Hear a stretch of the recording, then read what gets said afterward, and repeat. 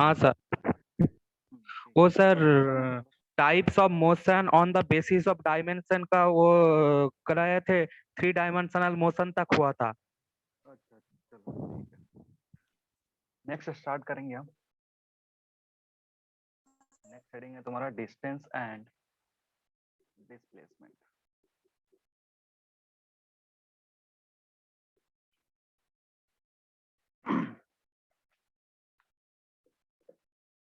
Distance and displacement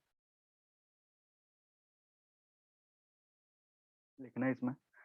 when a particle when a particle moves in space when a particle moves in space when a particle moves in space with time moves in space sir एक बार with continue time करोगे? when a particle moves in space with time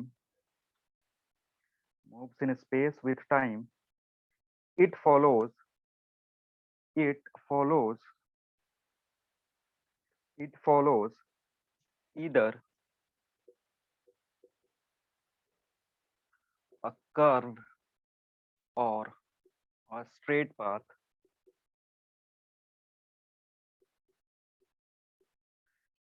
It follows either a curve or a straight path, full stop.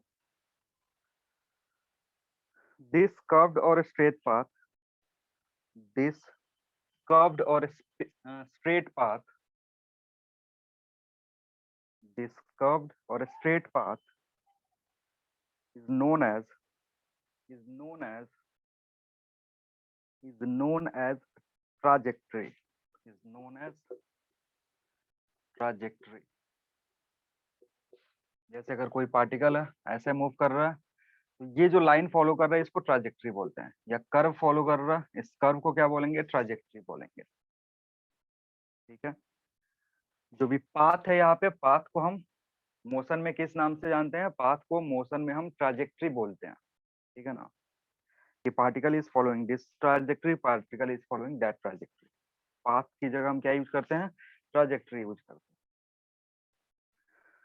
अब इस trajectory का जो length है, ठीक है ना, अलग अलग पॉइंट पे अलग अलग पार्टिकल का पोजीशन होगा, तो हम पोजीशन डिफाइन कर सकते हैं। लेकिन पोजीशन डिफाइन करने के लिए सबसे पहले हमें क्या चाहिए, रेफरेंस चाहिए, फ्रेम ऑफ रेफरेंस चाहिए, जिसको हम कार्टेशियन कोऑर्डिनेट सिस्टम की हेल्प से बताते हैं। ठीक है, ये सारी चीजें पढ़ चुके हैं, तो एक एक करके पहले डिस्टेंस, उसके बाद डिस्प्लेसमेंट चेक करेंगे होता क्या है। तो डिस्टेंस के बारे में लिखेंगे, पॉइंट वाइज लिख लेना क्या होता है डिस्टेंस। पहला पॉइंट लिखेंगे length of actual path followed by, point number 1 में लिखेंगे length of actual path followed by a moving particle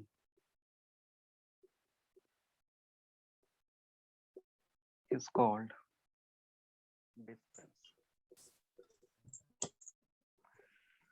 motion के दौरान पार्टिकल जो एक्चुअल पाथ फॉलो करेगा उसका लेंथ मेजर करेंगे, and that length will give what, that length will give distance. ठीक है।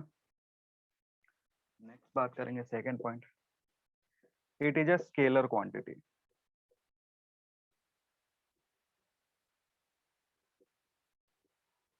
एक ऐसा क्वांटिटी है, स्केलर क्वांटिटी है, मतलब डिस्टेंस बताने के लिए तुमको बस किसका जरूरत है, मैग्नीट्यूड का जरूरत है। मैग्नीट्यूड बताओ, डिस्टेंस का इंफॉर्मेशन मिल जाएगा। थर्ड क्या, इसका यूनिट का जो एसआई यूनिट है, एसआई यूनिट इज मीटर।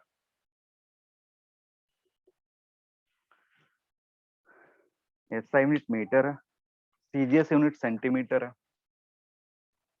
या फिर एफपीएस यूनिट देखोगे तो एफपीएस यूनिट इसका फुट है। ठीक है। और अगर तुम्हारे पास यूनिट है तो वहां से डायमेंशन कैलकुलेट कर सकते हैं, या फिर अगर डायमेंशन पता है वहां से यूनिट कैलकुलेट कर सकते हैं। दोनों चीजें क्या होती है, रिलेटेड होती हैं एक दूसरे से। फोर्थ पॉइंट लिखेंगे,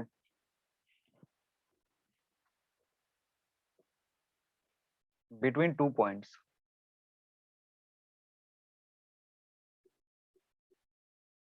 between 2 points, between 2 points, particle can follow, particle can follow, particle can follow any possible path, particle can follow any possible path, any possible path. Therefore, therefore distance have, therefore distance, therefore distance have many values, therefore distance have many values between 2 points, distance have many values between 2 points. इसका थोड़ा मतलब समझ लेना क्या, जैसे 2 point है A and B, तो ए से अगर बी जाना है, कोई भी अगर पाथ पॉसिबल है फॉलो कर सकता है उसको पार्टिकल। जैसे ये 4 पाथ मैंने यहाँ पे ड्रॉ करा है, जरूर नहीं कि यही 4 पाथ होंगे, और भी बहुत सारे पाथ हो सकते हैं जिसको फॉलो करके क्या क्या हो सकता है, ए से बी तक तुम जा सकते हो। ठीक है, तो इन सबके लेंथ मेजर करोगे, तुमको एक वैल्यू मिलेगा डिस्टेंस का, इसका लेंथ एक वैल्यू, इसका लेंथ एक वैल्यू, सबका लेंथ क्या देगा, सबका लेंथ रिप्रेजेंट करेगा डिस्टेंस। तो 2 पॉइंट के बीच में हमारे पास infinite number of path available है, इसलिए 2 पॉइंट के बीच में अगर डिस्टेंस मेजर करोगे तो उसकी इनफाइनाइटली वैल्यूज हो सकती है डिपेंडिंग ऑन द पाथ। आ रही बात समझ में? हाँ सर। नेक्स्ट लिखेंगे 5th point, for a moving particle, 5th point, for a moving particle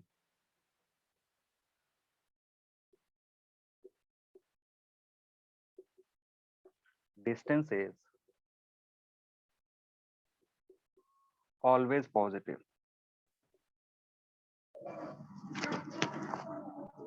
अगर कोई पार्टिकल मूव कर रहा है तो उसके लिए जो डिस्टेंस होगा वो क्या होगा, हमेशा पॉजिटिव होगा, मतलब नेगेटिव या जीरो वैल्यू नहीं लेगा।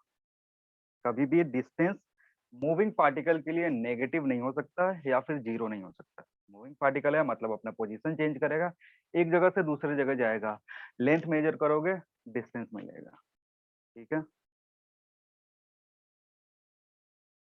नेक्स्ट लिखेंगे इसी में, for a moving particle, for a moving particle, 5th है, for a moving particle distance, distance always increases with time, distance always increases with time, for moving particle distance always increases with time। अगर कोई particle चल रहा है तो time के साथ distance बढ़ेगा, कभी डिस्टेंस घटता नहीं है, distance always increases with time. therefore therefore therefore therefore distance time graph, therefore distance time graph, therefore distance time graph is always increasing, therefore distance time graph is always increasing, distance time graph is always increasing। इसका मतलब समझ लो, जैसे अगर s versus t का graph plot कर दो, जहां s distance है t टाइम है, तो अगर ग्राफ प्लॉट करोगे क्या होगा, हमेशा इंक्रीजिंग होगा। ठीक है ना, मतलब अगर t इक्वल्स टू 1 सेकेंड पे डिस्टेंस 1 मीटर है तो t इक्वल्स टू 2 सेकेंड पे डिस्टेंस 2 मीटर या कुछ वैल्यू ले सकता है, लेकिन कभी वो 1 से कम नहीं जाएगा। मतलब इस तरीके के ग्राफ हम प्लॉट नहीं कर सकते हैं। जैसे ये तुम्हारा डिस्टेंस है, इधर टाइम है, तो अगर देख रहे हो यहाँ पे हमने 1 सेकेंड में प्लॉट करा, 1 सेकेंड में कितना आया, मान लो 1 मीटर आया। फिर अगर यहाँ पे प्लॉट कर रहे हो, मान लो ये 10 सेकेंड पे है, तो 10 सेकेंड पे अगर देखोगे तो एस का ग्राफ क्या हो गया, एस के लिए 1 से वैल्यू छोटा हो गया, तो ये डिस्टेंस वर्सेस टाइम का ग्राफ नहीं हो सकता, क्योंकि ये इंक्रीज कर रहा है लेकिन बाद में डिक्रीज कर रहा है। और डिस्टेंस वर्सेस टाइम जो ग्राफ होता है वो हमेशा क्या होता है, इंक्रीजिंग होता है, कभी भी वो डिक्रीज नहीं करेगा। ठीक है, तो ये तुम्हारे कुछ डिस्टेंस रिलेटेड बातें थी जो याद रखोगे कि डिस्टेंस कभी, अगर मूविंग बॉडी है, डिस्टेंस कभी उसके लिए जीरो नहीं होगा, नेगेटिव नहीं होगा, हमेशा क्या होगा, इंक्रीज होगा। और उसके चलते अगर ग्राफ प्लॉट करते हैं तो ग्राफ कैसा आता है, इंक्रीजिंग ग्राफ आता है। क्लियर है? अब समझते हैं डिस्प्लेसमेंट के बारे में।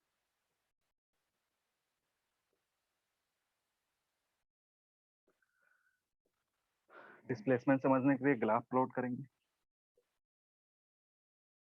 इधर y और इधर x। एक पार्टिकल था, पहले पोजीशन 1 पे था, और 1 का जो कोऑर्डिनेट है x1, y1।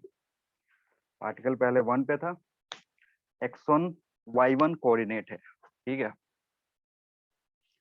अब देखो होता क्या है कि अगर ये पार्टिकल मूव करके इधर चला गया, 2 पे चला गया, x2, y2 पे चला गया, टाइम के साथ पोजीशन चेंज हो गया, यहाँ पे पहुंच गया। तो हमने इसके जो पिछला वाला क्लास था वो वेक्टर में एक टर्म पढ़ा था जिसको हम डिस्प्लेसमेंट वेक्टर बोलते हैं। और डिस्प्लेसमेंट वेक्टर है क्या, डिस्प्लेसमेंट वेक्टर क्या था तुम्हारा, डिस्प्लेसमेंट वेक्टर था चेंज इन पोजीशन वेक्टर। तो पहले की अगर पोजीशन की बात करोगे, पार्टिकल 1 कहा था, उसका पोजीशन वेक्टर अगर निकालोगे तो उसको रिप्रेजेंट कैसे करेंगे, एक स्ट्रेट लाइन से जिसपे एरो लगाएंगे ओरिजिन से 1 की तरफ, ये रिप्रेजेंट करेगा r1। सिमिलरली पॉइंट 2 का अगर पोजीशन वेक्टर दिखाओगे तो कुछ इस तरीके से दिखेगा, और इसको रिप्रेजेंट करेंगे इससे r2 से, ठीक है। अब हमें क्या निकालना है, डिस्प्लेसमेंट निकालना है। तो डिस्प्लेसमेंट क्या होता है, डिस्प्लेसमेंट जैसे अगेन 1 से 2 जाना था, ध्यान से सुनो, 1 से 2 जाने के लिए हमें इनफाइनाइटली वैल्यू पॉसिबल है जिसको यूज करके हम 1 से 2 पे जा सकते हैं। डिस्टेंस के केस में हमने पढ़ा कि बहुत सारे पाथ अवेलेबल है, सारे पाथ जो है वो एक पर्टिकुलर वैल्यू देंगे, और वो पर्टिकुलर वैल्यू क्या होता है, अलग अलग डिस्टेंस देगा तुमको, ठीक है। लेकिन यहाँ पे क्या है कि स्पेशल पाथ है जो स्ट्रेट लाइन है 1 से 2 के बीच में, एक स्पेशल पाथ है जो क्या है 1 से 2 की तरफ जा रहा है, डायरेक्टली स्ट्रेट लाइन है। अब समझना इस पाथ का कुछ खासियत है, मगर मतलब अगर 1 से 2 जाना है तो एक पाथ ऐसा मिल रहा है, इसकी कुछ खासियत है। पहला खासियत ये है कि ये शॉर्टेस्ट पॉसिबल डिस्टेंस है, ठीक है ना। 1 से 2 अगर ये स्ट्रेट लाइन फॉलो करोगे तो इसके पास पहला कंडीशन क्या है, पहला कैरेक्टर ये है कि ये शॉर्टेस्ट पॉसिबल पाथ है। दूसरा कंडीशन है कि अगर इस पाथ पे चलोगे तो डायरेक्शन चेंज नहीं होता, इस पाथ को छोड़ करके कोई भी और पाथ फॉलो करो, डायरेक्शन चेंज होगा 1 से 2 जाने के लिए। लेकिन अगर इस पाथ को फॉलो करोगे तो इस पाथ को फॉलो करते टाइम तुम हमेशा किधर देखोगे, 2 की तरफ ही देखोगे, डायरेक्शन कभी चेंज नहीं होगा इसका। आ रही बात समझ में? तो ये स्पेशल पाथ है जिसको फॉलो करोगे, और यहाँ से जो लेंथ आएगा वो शॉर्टेस्ट होगा। आ रही बात समझ में? और चूंकि इसका डायरेक्शन फिक्स है, इसलिए हम क्या बोलते हैं, इस चीज को एक अलग से कैटेगरी में रखा गया जिसको डिस्प्लेसमेंट बोलते हैं, और इसको वेक्टर क्वांटिटी मानते हैं। वेक्टर क्वांटिटी क्यों? क्योंकि इसका डायरेक्शन हमें, अगर डिस्प्लेसमेंट को जब भी हम स्पेसिफाई करते हैं तो पाथ लेंथ तो बताते ही है, साथ ही साथ पर्टिकुलर डायरेक्शन में जो फॉलो कर रहा है पार्टिकल वो भी एक्सप्लेन करते हैं, वो भी बताते हैं उसको। आ रही बात समझ में? तो ये जो वेक्टर है इसको हम डेल्टा आर वेक्टर से रिप्रेजेंट कर रहे हैं। डेल्टा आर वेक्टर ये क्या देगा तुमको, this will give displacement vector का मैग्नीट्यूड क्या होगा, सबसे छोटा होगा, it will be equal to magnitude of shortest distance possible between any two point. आ रही बात समझ में? तो ये डायग्राम ड्रॉ करो, इसके बाद डेफिनेशन लिखेंगे इसका।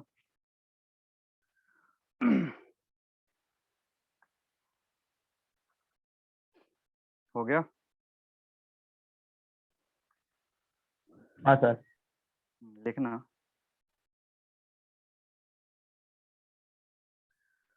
लिखना। Displacement, displacement is defined as, displacement is defined as, displacement is defined as change in position vector, change in position vector, change in position vector, change in position vector of a particle, of a moving particle, change in position vector of a moving particle, change in position vector of a moving particle, that is delta r vector equals to r2 minus r1, delta R क्या है, delta R displacement है। कैसे आएगा, position vector के change से आएगा। तो particle पहले क्या था, 1 पे था, चला गया कहाँ पे, 2 पे, तो 2 का पोजीशन वेक्टर r2, 1 का पोजीशन वेक्टर r1, घटा लेंगे वैल्यू आ जाएगा। ठीक है, इसके नीचे लिखना point 2, displacement vector is drawn from displacement vector is drawn from initial position of the particle, drawn from initial position of the particle to final position, to final position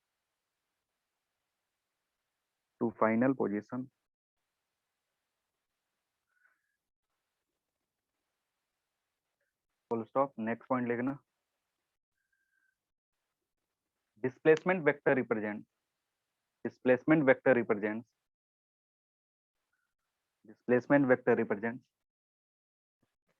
magnitude as well as direction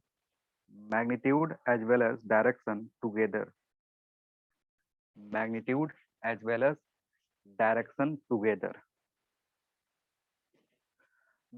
भी बताएगा, साथ ही साथ direction भी बताएगा। ऐसे जैसे अगर delta R vector लिख रहे हो तो यहाँ पे r2 पता है तुम्हें, एंड इसके नीचे लिखेंगे and r2 is equal to, r2 क्या होगा लिखना बताए थे, x2 i cap minus plus y2 j cap. अगर k कैप वाला कंडीशन होगा तो k भी लिखेंगे। और r1 कितना है, r1 वेक्टर है x1 i cap plus y1 j cap. So delta R क्या लिख सकते हो, delta R vector will be x2 minus x1 i cap plus y2 minus y1 j cap. अगर इस फॉर्म में लिख रहे हो तो इस फॉर्म का क्या मतलब है, ये कंपोनेंट x डायरेक्शन में, ये कंपोनेंट y डायरेक्शन में। इसको चेंज कर सकते हो थीटा और मैग्नीट्यूड के फॉर्म में भी, वो लिखना बताए थे वेक्टर में कि अगर ये फॉर्म दिया हुआ है तुमको, ऑर्थोगोनल फॉर्म दिया हुआ है, तो यहाँ से हम मैग्नीट्यूड और एंगल कैसे निकाल सकते हैं with respect to a given reference. याद है सबको कि अगर ऑर्थोगोनल फॉर्म दिया हुआ है तो वहां से मैग्नीट्यूड और एंगल कैसे निकालते हैं। हाँ सर, मोड करके तो मैग्नीट्यूड, मॉड करके मैग्नीट्यूड निकालेंगे, जिसमें मैग्नीट्यूड क्या होता है, ऑर्थोगोनल जो भी कंपोनेंट है उनका स्क्वायर का सम रूट लेंगे, जैसे इसका स्क्वायर, और अगर जेड कंपोनेंट होता तो उसका स्क्वायर करके ऐड करेंगे, फिर रूट लेंगे, तो वहां से क्या आएगा तुमको, वहां से मैग्नीट्यूड आएगा। एंगल कैसे निकालेंगे, एंगल निकालने के लिए सबसे पहले हमें रेफरेंस डिसाइड करना होता है, और मोस्ट ऑफ द केसेस में रेफरेंस जो होता है वो क्या होता है, हॉरिजॉन्टल डायरेक्शन होता है। ठीक है, तो हॉरिजॉन्टल डायरेक्शन के रेस्पेक्ट में हम एंगल निकाल सकते हैं tan थीटा वाले टर्म से। ठीक है ना, लिखना नेक्स्ट पॉइंट लिखो इसके नीचे, next point, magnitude of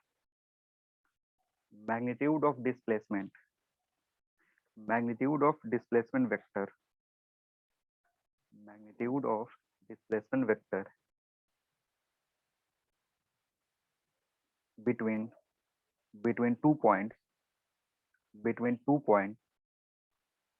between two points is the shortest distance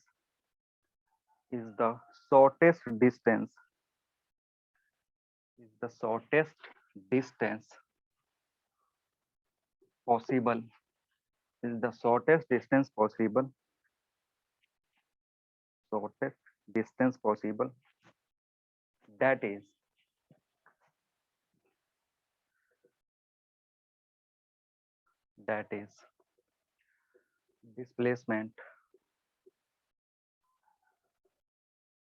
displacement का जो मैग्नीट्यूड होगा वो क्या होगा, it will be always less than, एक कंडीशन में इक्वल टू भी हो सकता है डिस्टेंस का। डिस्प्लेसमेंट का जो मैग्नीट्यूड होगा, मॉड लगाने का क्या मतलब है, मैग्नीट्यूड। ठीक है ना, क्योंकि अगर डिस्प्लेसमेंट और डिस्टेंस को कंपेयर करना है तो पहले हमें क्या चाहिए, इसका मैग्नीट्यूड चाहिए, मैग्नीट्यूड से हम डिस्टेंस को कंपेयर कर सकते हैं। तो यहाँ पे क्या है कि जो डिस्प्लेसमेंट होगा it will be either less than और इक्वल टू डिस्टेंस। और इक्वल टू कब होगा, इक्वलिटी होल्ड करेगा when particle will move on a straight line without changing its direction। Particle कहाँ चलेगा, स्ट्रेट लाइन पे चलेगा बिना डायरेक्शन चेंज किए हुए। डायरेक्शन चेंज कर लेगा अगर स्ट्रेट लाइन पे भी तो भी डिस्प्लेसमेंट और डिस्टेंस बराबर नहीं हो सकते, ठीक है ना। तो इसमें लिखना, नोट में लिख लो, इक्वालिटी होल्ड्स, इक्वालिटी होल्ड्स करने का मतलब है ये इक्वल कब होगा, equality holds when particle move on, particle moves on a straight line without changing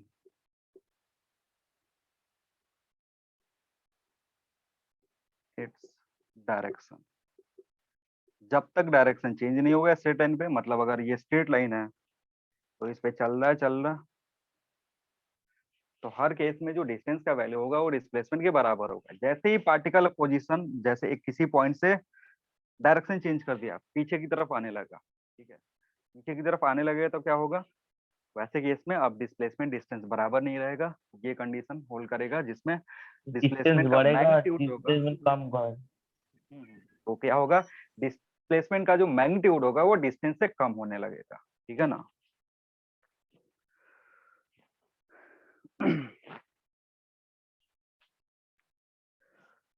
इसके बाद नेक्स्ट पॉइंट लिखेंगे, नंबर डाल लेना, कौन सा नंबर है, नंबरिंग में भूल गया था, वो नंबर डालते चला। नेक्स्ट पॉइंट है तुम्हारा, हाँ 5 नंबर डाल लो। For a moving particle, for a moving particle, for a moving particle, displacement, magnitude of displacement, for a moving particle, magnitude of displacement, magnitude of displacement can be negative, positive or zero,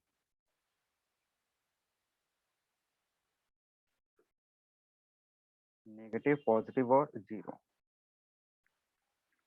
displacement क्या हो सकता है, negative, positive और zero हो सकता है, ठीक है। और जो नेगेटिव साइन है वो रिप्रेजेंट करता है कि जो हमने रेफरेंस लिया है, रेफरेंस के रेस्पेक्ट में जो डायरेक्शन डिसाइड करा है उस डायरेक्शन के अपोजिट डायरेक्शन में मोशन होगा, ठीक है, वो आगे समझेंगे इन सारे को मतलब क्या है चीजों का। तो डिस्प्लेसमेंट जो है वो तीनों चीजें हो सकता है, नेगेटिव, पॉजिटिव और जीरो। बट जो डिस्टेंस था वो क्या होगा, हमेशा पॉजिटिव होगा। ग्राफ जो था कैसा होगा, डिस्टेंस का वो हमेशा इंक्रीजिंग आ रहा था, लेकिन डिस्प्लेसमेंट का ग्राफ के लिए ऐसा कंडीशन नहीं है। डिस्प्लेसमेंट का ग्राफ इंक्रीजिंग और इंक्रीजिंग भी हो सकता है, डिक्रीजिंग दो होगा सर। डिक्रीजिंग भी हो सकता है, ठीक है ना। और किसी एक पॉइंट पे, पर्टिकुलर पॉइंट पे देखोगे, पर्टिकुलर टाइम पे जाकर के देखोगे तो हो सकता है कि उस इंस्टेंट पे डिस्प्लेसमेंट जीरो हो, उसका मैग्नीट्यूड क्या हो, जीरो। जैसे अगर पार्टिकल एक सर्कुलर पाथ पे घूम रहा है तो आफ्टर हर टाइम पीरियड, एक टाइम पीरियड के बाद जो पार्टिकल का डिस्प्लेसमेंट होगा वो कितना होगा, जीरो होगा, ठीक है ना। नेक्स्ट समझेंगे, नेक्स्ट पॉइंट लिखना, if if a particle undergoes if a particle sorry, if a particle undergoes many displacements, if a particle undergoes many displacements such as s1, s2, s3 and so on,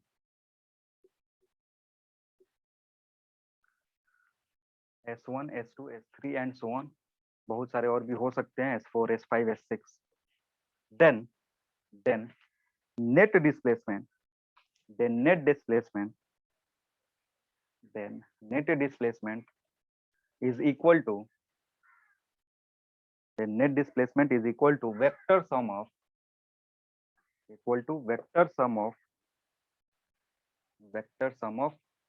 each displacement is equal to vector sum of each displacement, that is s net। इसको net displacement या resultant displacement भी बोलते हैं। S net क्या होगा, s1 vector plus s2 vector plus s3 vector and so on, ठीक है। और चूंकि वेक्टर है तो सम करने के लिए हम क्या यूज करेंगे, सम करने के लिए हमें यूज करना पड़ेगा वेक्टर एडिशन लॉ। अगर दो वेक्टर होंगे तो उसको कैसे ऐड कर सकते हो, या तो ट्राइंगल लॉ या फिर पैरेललोग्राम लॉ। और अगर दो से ज्यादा वेक्टर होंगे तो हम क्या यूज करते हैं, पॉलीगॉन लॉ यूज करते हैं। और पॉलीगॉन लॉ क्या है, एक्सटेंशन है ट्राइंगल का, ठीक है ना। ट्राइंगल लॉ जो था उसी का एक्सटेंशन है एक तरीके से। मतलब जैसे अगर एक पार्टिकल था, इधर से गया s1, इधर गया s2, इधर गया S3, ये सारे वेक्टर गया, इधर गया S4। तो अगर तुम्हें नेट डिस्प्लेसमेंट निकालना है तो तुम्हें क्या करना है, इसका रिजल्टेंट ले लो, और रिजल्टेंट क्या होता है, दिस वन, ये तुम्हारा S नेट है। यही हमने पढ़ा था इधर जब हम पॉलीगन लॉ पढ़ रहे थे। अगर दो से ज्यादा वेक्टर होते हैं उनका एडिशन कैसे करते हैं, with the help of polygon law.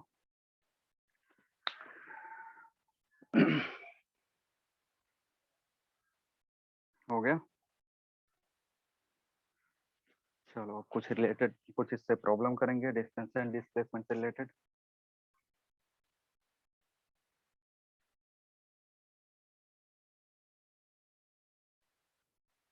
हटा दे।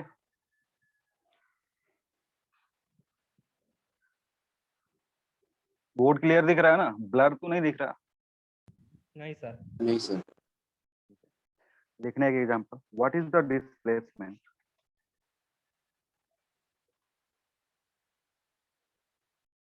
What is the displacement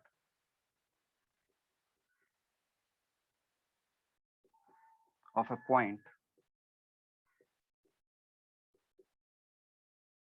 on a wheel, of a point on a wheel, of a point on a wheel initially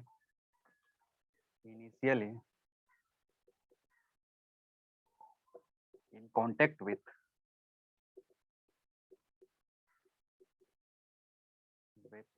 ground, initially in contact with ground, after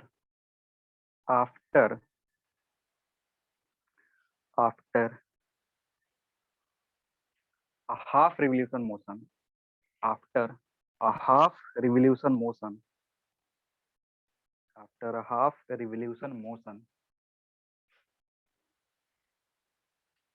after a half revolution motion, full stop, take radius of wheel as capital R, take radius of wheel as capital R, take radius of wheel as capital R, full stop। ये हमारा सवाल है। तो 2R होगा। 2R पक्का? हाँ sir. एक बार फिर से चेक कर लो। 2R जो बोलना है उनका थोड़ा सा स्लाइट मिस्टेक हो रहा है कहीं पे। 2R वेक्टर नहीं, 2R वेक्टर तो 2R वेक्टर में तुम्हें डायरेक्शन बताना पड़ेगा। जैसे अगर 2R पहले तो जो मैग्नीट्यूड बता रहे हो उसी में थोड़ा सा मिस्टेक है। अभी डायरेक्शन की बात छोड़ो, जो वेक्टर बता रहे हो उसका मैग्नीट्यूड ही गलत है। सोचो कैसे गलत है। सर 4R होगा। 4R होगा। R root over of pi square plus 4। R root over of pi square plus 4। हाँ, ये सही है। अब बाकी लोग सोचो कि ये कैसे आया। ये जिसने भी करा उसका आंसर सही है। R into root over of pi square plus 4, ये तुम्हारा मैग्नीट्यूड है। और डायरेक्शन कैसे बताओगे? मैग्नीट्यूड तो तुमने बता दिया डिस्प्लेसमेंट का, डायरेक्शन कैसे बताओगे? यानी आइडिया। चलो सॉल्व करते हैं। देखो हो क्या रहा था, एक व्हील था, ये व्हील चल रहा इधर की तरफ, और ये जो पॉइंट है ये कांटेक्ट में, इनिशियल पॉइंट ये तुम्हारा यहाँ पे, ठीक है। कह रहा है कि जब ये हाफ रिवोल्यूशन कर रहा है ना, तो बताओ इस पार्टिकल ने कितने का डिस्प्लेसमेंट किया। जो पहले पार्टिकल कहा था ग्राउंड के टच में था, वो क्या करेगा, ये आगे की तरफ जाएगा, आगे की तरफ ये घूम रहा है, तो तुमसे पूछ रहा है कि बताओ ये जो पार्टिकल पहले ग्राउंड के कांटेक्ट में था, हाफ रिवोल्यूशन के बाद उसका कितने का डिस्प्लेसमेंट होगा। तो समझो सबसे पहली बात, जब ये व्हील चलेगा, जब ये व्हील आगे की तरफ चलेगा, तो ये जो पार्टिकल यहाँ पे था हाफ रिवोल्यूशन के बाद कहाँ पहुंच जाएगा, टॉप पे पहुंच जाएगा। आ रही बात समझ में? ये व्हील भी आगे की तरफ शिफ्ट हुआ, व्हील भी क्या हुआ, आगे की तरफ शिफ्ट हुआ। पार्टिकल पहले यहाँ था, पहुंच गया यहाँ पे, तो जो डिस्प्लेसमेंट होगा वो डिस्प्लेसमेंट होता क्या है। डिस्प्लेसमेंट का डेफिनेशन क्या था कि हम लाइन ज्वाइन करते हैं किसके किसके बीच में, फाइनल और इनिशियल के बीच में। ये तुम्हारा फाइनल है, ये तुम्हारा इनिशियल है। इसका जो लेंथ होगा that length will give magnitude of displacement. और डायरेक्शन क्या है तुम्हारा, इनिशियल से फाइनल की तरफ इधर। तो अगर ये थीटा पता कर लोगे, थीटा पता चलते ही तुम्हें कंप्लीट इंफॉर्मेशन मिल जाएगा किसका, डिस्प्लेसमेंट का। क्योंकि पार्टिकल पहले यहाँ था, चला गया यहाँ पे मूव करने के बाद। तो डिस्प्लेसमेंट एक्चुअली क्या है, डिस्प्लेसमेंट का जो मैग्नीट्यूड आएगा वो आएगा the length between I and F. और डायरेक्शन कैसे बताओगे, ये एंगल थीटा है, बता दो। क्लियर है, किसी कोई कंफ्यूजन, जल्दी बोलो, आगे बढ़े। अब इसमें तुमको ये एक तरीके से देखोगे तो यहाँ पे एक राइट एंगल ट्राइंगल तुम बना सकते हो। मैं बोल रहा हूँ आई एफ ओ क्या है तुम्हारा, एक राइट एंगल ट्राइंगल है। इस राइट एंगल ट्राइंगल में ये लेंथ तुमको पता, ये लेंथ कितने के बराबर होगा, 2r 2r के बराबर होगा। इसमें किसी को कंफ्यूजन नहीं होना चाहिए क्योंकि ये डायमेट्रिकली अपोजिट पॉइंट्स है। तो इसके बीच में 2r। अब तुम्हें पता क्या करना है, अगर ये लेंथ किसी तरीके से पता कर लो तो हाइपोटेनस निकाल लोगे यूजिंग पाइथागोरस थ्योरम।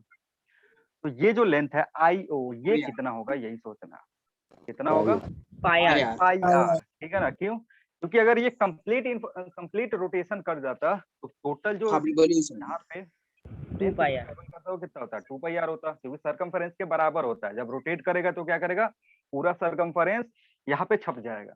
लेकिन हाफ रिवोल्यूशन हो रहा है तो इसलिए क्या करेगा, सर्कमफरेंस का आधा छपेगा। तो अगर आधा छप रहा है तो ये जो लेंथ होगा this will be pi into R, half revolution है। ठीक है, तो तुमको यहाँ से जो डिस्प्लेसमेंट होगा उसका मैग्नीट्यूड अगर निकालोगे, मैग्नीट्यूड कितना हो जाएगा डिस्प्लेसमेंट का, it will be root over of 2r square plus pi R square. Common कर सकते हो आर स्क्वायर, तो it will be R into 4 plus pi square. ठीक है, सिंपल सा टेक्निक है, कुछ नहीं करना है, पाइथागोरस थ्योरम यूज करना है। पाइथागोरस थ्योरम यूज करने के लिए ये वैल्यू चाहिए, ये वैल्यू चाहिए, इजी है। अब नेक्स्ट तुम्हारा काम क्या था, थीटा निकालना। थीटा अगेन तुम्हारा राइट एंगल ट्रायंगल है, tan थीटा यूज करोगे तो tan theta can be written as perpendicular upon base. Perpendicular क्या है 2r, बेस कितना है पाई आर। तो इट विल बी थीटा क्या हो जाएगा, tan इनवर्स 2/पाई। वैल्यू कैलकुलेट करने की जरूरत नहीं है, ऐसे लिख सकते हो। आ रही बात समझ में। तो ये मैग्नीट्यूड, ये तुम्हारा एंगल। मैंने बोला था कि कभी भी अगर तुमको वेक्टर दिया हुआ है तो वेक्टर क्वांटिटी का रिप्रेजेंटेशन दो तरीके से कर सकते हो। इसमें से पहला मेथड ये था, मैग्नीट्यूड बता दो, एंगल बता दो with respect to a given reference. यहाँ पे रेफरेंस हमने क्या लिया, हॉरिजॉन्टल। किसी कोई कंफ्यूजन, आ रही बात समझ में। अब जिसने 2r बताया था उसको अपना मिस्टेक पता चल गया कि मिस्टेक क्या, वो क्या कर रहा था, इसी पॉइंट को यहाँ से इसका लेंथ मेजर कर ले रहा था। लेकिन एक्चुअली में पॉइंट पहले कहा था यहाँ पे था, यहाँ से चल के वो यहाँ पे गया हुआ है। ठीक है ना, ऐसे गोल गोल घूम के यहाँ पे पहुंचा हुआ। हटा दी इसको, नेक्स्ट लिखो, एक और प्रॉब्लम करते हैं, लिखे ना। Next question, a particle undergoes three displacements.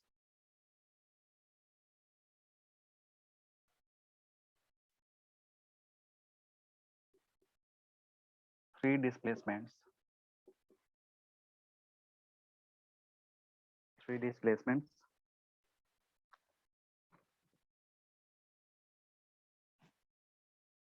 4 meter in north, 4 meter in north. 3 displacements, comma 4 meter in north, 4 meter in north, comma 2 meter in southeast, 2 meter in southeast, 2 sir 4 meter in metre in north के बाद क्या बोला, एक बार बोलेंगे। comma 2 meter in southeast,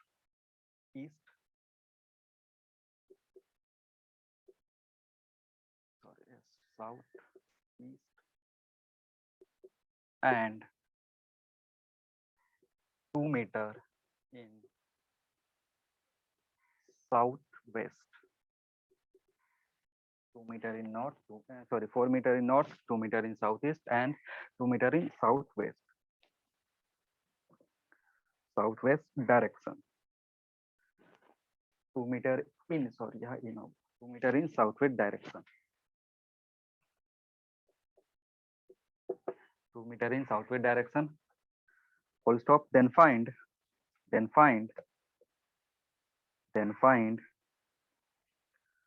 displacement, then find displacement and distance, then find displacement and distance covered by the particle, then find distance and displacement covered by the particle, distance and displacement covered by the particle.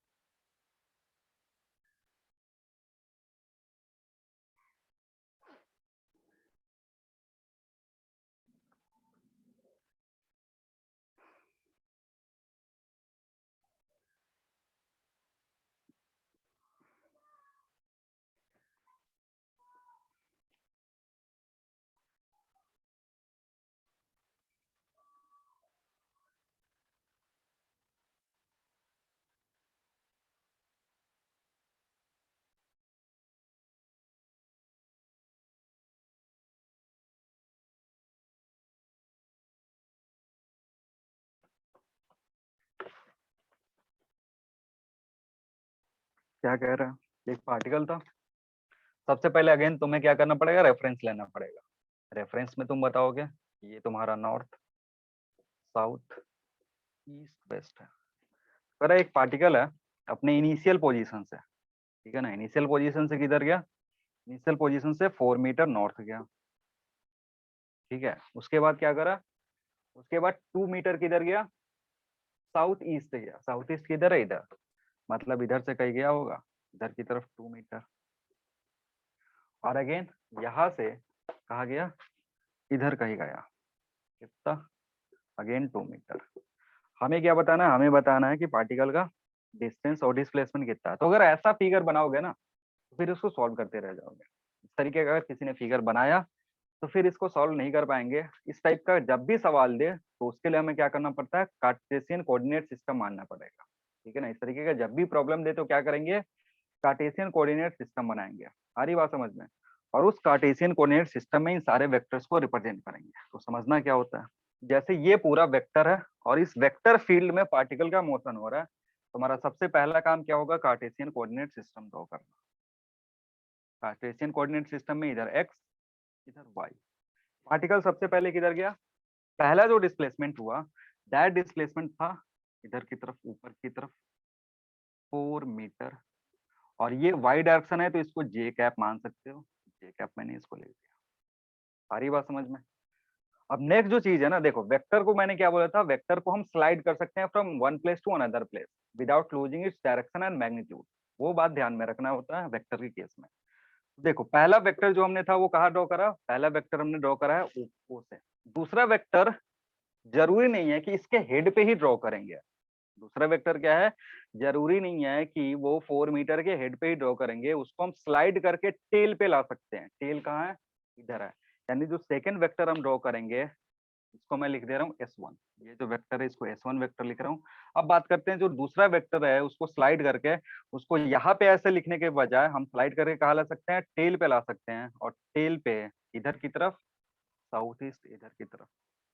सारी बात समझ में, ये समझना important है। ये किधर है, S2 वेक्टर है ये। अगेन ये जो मैग्नीट्यूड है यहाँ का, दिस मैग्नीट्यूड इज 2 मीटर। सारी बात समझ में।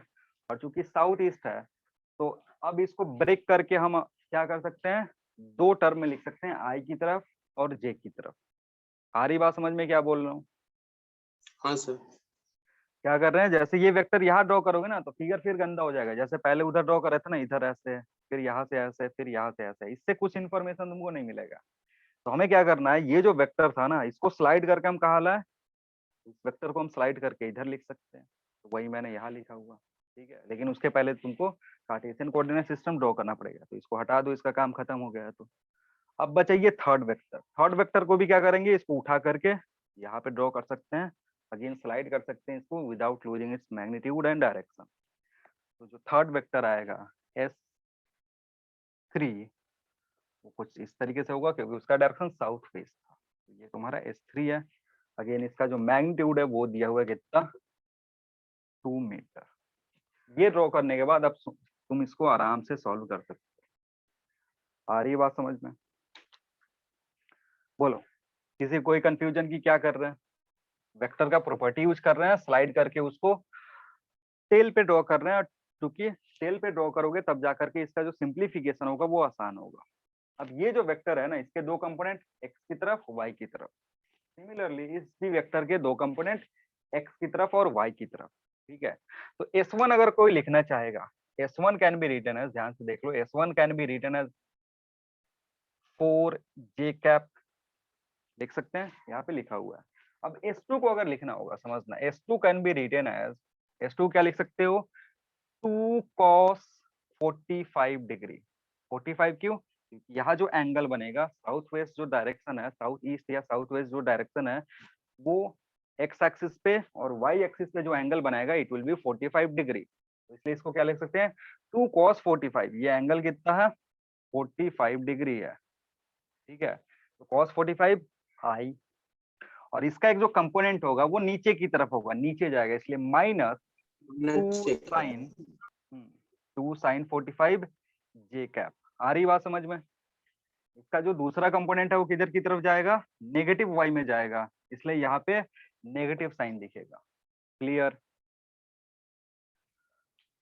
तो अगर इसको सिंप्लीफाई करोगे it will come as 2/√2 I cap minus 2/√2 ये कैप। √2 कैंसिल आउट करके लिख सकते हो।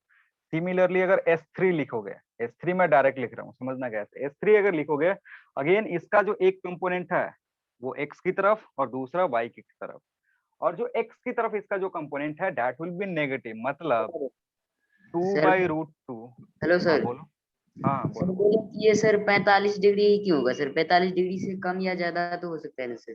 नहीं नहीं, साउथ ईस्ट अगर ऐसे कुछ मेंशन करा गया हुआ है, साउथ ईस्ट या साउथ वेस्ट, तो जब इसको हम वेक्टर फॉर्म में लिखते हैं ना, तो वो वेक्टर का एंगल 45 डिग्री ही लेते हैं। जब तक अगर मेंशन नहीं करा गया, वो जैसे लिख दिया कि 30 degree in south east direction, तब हम 30 डिग्री लिखेंगे, या 60 degree in south west direction लिख दिया तब हम 60 डिग्री लेंगे। लेकिन अगर कुछ मेंशन नहीं करा गया है तो इसका मतलब क्या है कि वो एंगल, स्टैंडर्ड एंगल हम लेंगे, दैट इज 45 डिग्री। ठीक है, जब अगर मेंशन नहीं करेगा तो वो, हाँ, वो तुम्हारे हाथ में है, उसका स्टैंडर्ड वैल्यू लेना है। जब मेंशन कर दिया कि 30 degree in south waste, 30 degree in south east, तब वो तुम बन जाओगे, उस केस में तुम्हें 30 डिग्री या 60 डिग्री यूज करना है। लेकिन अगर नहीं मेंशन करा गया, सिंपल सा 45 डिग्री यूज करेंगे। क्लियर?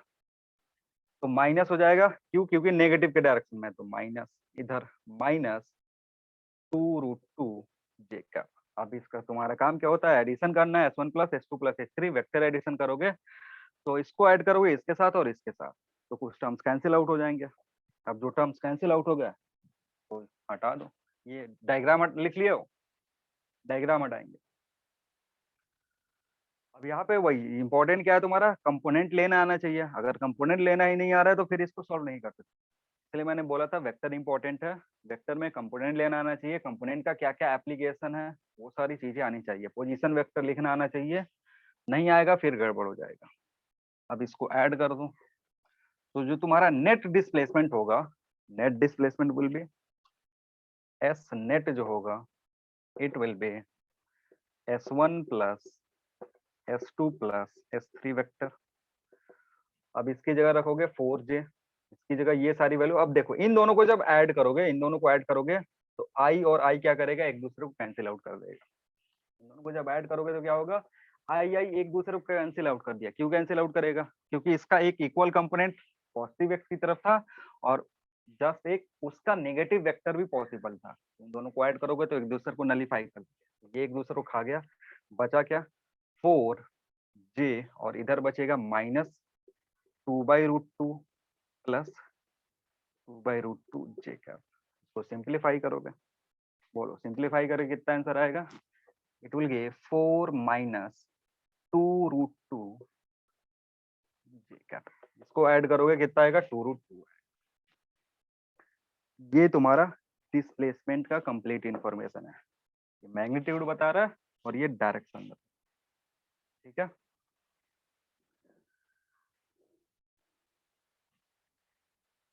बोलो, किसी को कोई कंफ्यूजन? Hello sir. नहीं सर। हाँ बोलो। सर वो आपने जो दो वेक्टर S2 और S3 लिया, वो दोनों ही S1 के टेल पे लिया, ये पॉसिबल है क्या? पॉसिबल, हाँ बोला तो कि वेक्टर को हम स्लाइड कर सकते हैं एक जगह से दूसरी जगह पे। हाँ, जैसे ये पर तुम्हारा वेक्टर, एडिशन के समय यहाँ पे तो पॉलीगन लो हम यूज भी नहीं कर सकते ना, वो तो पॉलीगन मेक भी नहीं कर रहा। पॉलीगन मेक कर रहा है। पॉलीगन कैसे नहीं मेक कर रहा है? पॉलीगन को ही तो मैंने सिंप्लीफाई करा है। तुम्हारा पॉलीगन ऐसे बनता, अगर तुम उसको ड्रॉ करते तो इस तरीके का बनता वेक्टर, ठीक है। हाँ और जो हाँ इसका वेक्टर आएगा, मान लो अगर ये तुम्हारा पॉलीगन बना रहा है S1 S2 S3, ठीक है, तो इसको, इसका जो रिजल्टेंट वेक्टर हो क्या होगा? इसके हेड से लेकर के इसके टेल तक, सॉरी इसके टेल से लेकर के इसके हेड तक, यही है ना। अब देखो हाँ यहाँ पे क्या कर रहे हैं ना, वही सेम चीज कर रहे हैं, लेकिन इसका कंपोनेंट लेकर के इसका कंपोनेंट लेके, समझो जैसे इसका ये पॉइंट था, इसका दो कंपोनेंट ले सकते हो, एक इधर की तरफ और एक इधर की तरफ, आया ना। तो हाँ ये सर। जो कंपोनेंट है ना, समझो ये कंपोनेंट कहाँ लिया? हेड पे लिया। सिमिलरली अब देखो, अब इसका हेड, इसका कंपोनेंट ले लोगे ना, तो ये पॉइंट ये यहाँ पे बच गया, ठीक है। तो हाँ सिमिलरली ये जो है तुम्हारा, इसका भी कंपोनेंट ले सकते हो इधर की तरफ एक कंपोनेंट, और नेक्स्ट जो कंपोनेंट है किधर आ गया? इधर की तरफ आ रहा है, हाँ ठीक है ना। अब देखो ये जो दोनों वेक्टर है ना, ये एक दूसरे को नलीफाई कर दिया। वेक्टर का एक कंपोनेंट पीछे की तरफ आ रहा है और इसका आगे की तरफ आ रहा है, तो ये एक दूसरे को क्या कर दिया? खत्म कर दिया। अब बचा क्या तुम्हारे पास? देखना, बचा तुम्हारे पास ऊपर की तरफ एक वेक्टर, ठीक, जो हाँ 4 मीटर वाला नॉर्थ था। उसके बाद इसके हेड पे एक वेक्टर बचा नीचे की तरफ, जो ये वेक्टर बचा, ठीक है। हाँ और हाँ इस वेक्टर के हेड पे ये वेक्टर बचा जो इधर की तरफ है।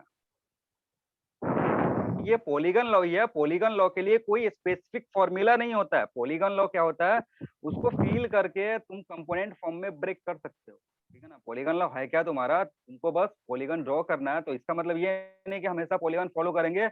पॉलीगन उसको तुम फॉर्मूला यूज करके तभी सॉल्व कर सकते हो जब वो तुम्हारा रेगुलर पॉलीगन होगा, ठीक है। रेगुलर पॉलीगन कहने का मतलब है सारा का बराबर हो। और अगर बराबर नहीं होगा तो फिर इस तरीके का कंपोनेंट लेकर के फॉर्म करना पड़ेगा। अगर कंपोनेंट लेकर के फॉर्म करोगे, तो कंपोनेंट लेने का मतलब क्या है कि जो तुम्हारा रेफरेंस डायरेक्शन है, रेफरेंस डायरेक्शन जैसे यहाँ पे एक्स डायरेक्शन और वाई डायरेक्शन, उधर की तरफ हम ब्रेक कर देते हैं। और ब्रेक करने के बाद जो जो कंपोनेंट पार्ट ले रहा, एक्स कंपोनेंट को एक्स कंपोनेंट के साथ, वाई कंपोनेंट को वाई कंपोनेंट के साथ। आ रही बात समझ में? हाँ ठीक है। सर। ये जो है ना, अगर डायग्राम ड्रॉ करोगे तो कुछ इस तरीके का दिखेगा। तो ये जो डायग्राम है, अब इसको ही मैंने क्या करा कि वेक्टर का एक प्रॉपर्टी है स्लाइड करने वाला, स्लाइड करने का। अब यहाँ पे तुमको जरूरी नहीं है कि तुम पॉलीगन लॉ ही फॉलो करके चलो। पॉलीगन लॉ मतलब जैसे उसका जो डेफिनेशन दिया कि हेड पे टेल ड्रॉ करेंगे, टेल पे हेड ड्रॉ करेंगे, करने की जरूरत नहीं है। वेक्टर का प्रॉपर्टी कहता है कि हम स्लाइड कर सकते हैं एक वेक्टर को दूसरे जगह पे बिना उसका डायरेक्शन मैग्नीट्यूड लूज किए हुए है। तो हमने क्या करा, ये वेक्टर था, सारे वेक्टर्स को इसके टेल पे ला करके ड्रॉ कर रहे हैं, कुछ इस तरीके का बना। तो ये जो सारे वेक्टर हैं, इनका सिंप्लीफिकेशन अब आसान हो गया, क्योंकि इसका जब कंपोनेंट लोगे तुमको साफ साफ दिखेगा कि इसका जो एक कंपोनेंट होगा और इसका जो एक कंपोनेंट होगा एक दूसरे को खत्म कर देगा। इसका एक जो कंपोनेंट आएगा इधर की तरफ, इसका एक कंपोनेंट आएगा इधर की तरफ, ये दोनों ऐड हो जाएंगे। तो अब तुम्हारे पास जो दो वेक्टर बचा, this vector and this vector. अब दिस माइनस दिस करोगे, जैसे 4 माइनस 2√2 पर आंसर आ गया, ठीक है ना। आ रही बात समझ में?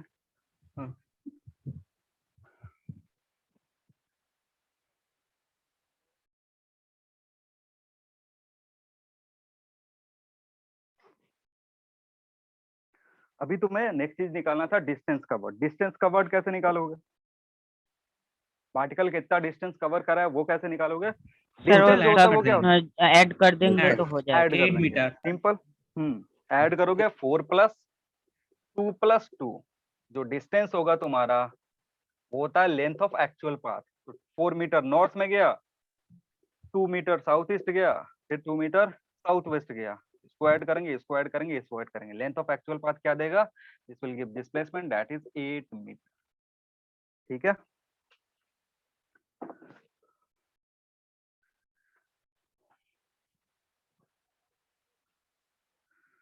हो गया। नेक्स्ट सवाल एक और करते हैं, लिखना। एग्जाम्पल नंबर 3 है तुम्हारा, लिखो। A particle cover a distance. A particle cover a distance. A particle cover a distance of L meter. A particle cover a distance of L meter on moving a quarter of a circle, on moving a quarter of a circle, on moving a quarter of a circle, then find ratio of distance to displacement. Then find a ratio of distance to displacement. Then find a ratio of distance to displacement.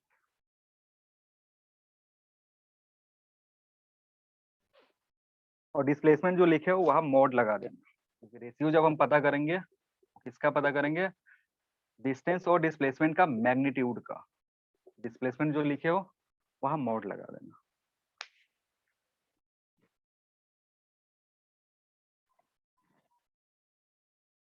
लिख लिया सबने?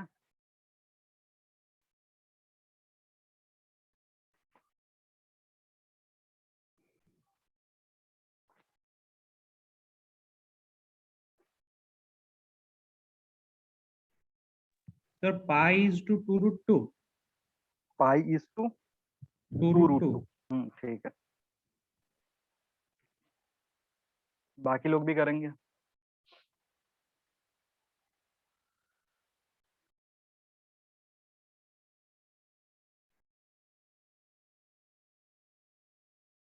कोई नया भी join करा है क्या? कोई ऐसा नहीं है ना जिसका फर्स्ट क्लास हो? सारे ओल्ड स्टूडेंट ही है ना? अरे तुमने अभी माइक वाला प्रॉब्लम सही नहीं किया, तुम्हारा माइक अभी भी गड़बड़ चल रहा है।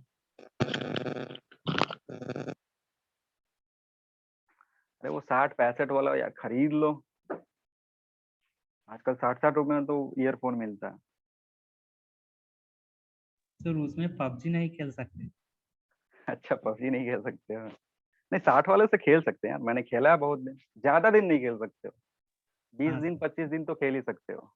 हाँ सर, बट उसमें तो डायरेक्शन नहीं पता चलता, राइट से आ रहा है या लेफ्ट अच्छा, से आ रहा है।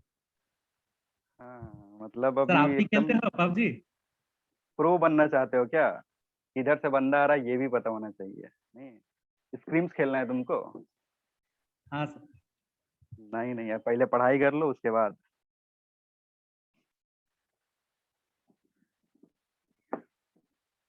डाउनलोड कर लियो BGMI? हाँ सर, किए थे। ये थे फिर डिलीट कर दिया? हाँ सर। हाँ ठीक है, तो अभी कुछ दिन कंसंट्रेट कर लो, उसके बाद खेलते रहें। कॉलेज में बहुत ज्यादा टाइम मिलता है खेलने का, दिन भर खेल सकते हो। सर आप भी खेलते हो? नहीं, हम भी अभी बंद करे हुए हैं। खेलते थे लेकिन अपडेट के चलते बहुत ज्यादा दिक्कत आ गया, तो अभी बंद करे हुए हैं।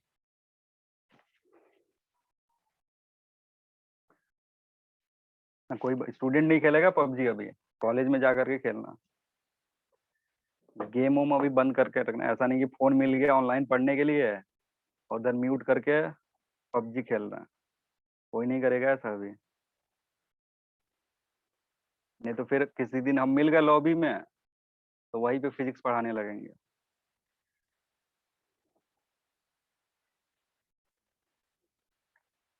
कैलकुलेट करा सबने? नहीं कर पा रहे हो क्या? कह रहे कि पार्टिकल है, कहाँ पे चल रहा है? सर्कल पे चल रहा है, ठीक है। सर्कल पे जब चल रहा है, 1 क्वार्टर में वो कितना डिस्टेंस कवर किया?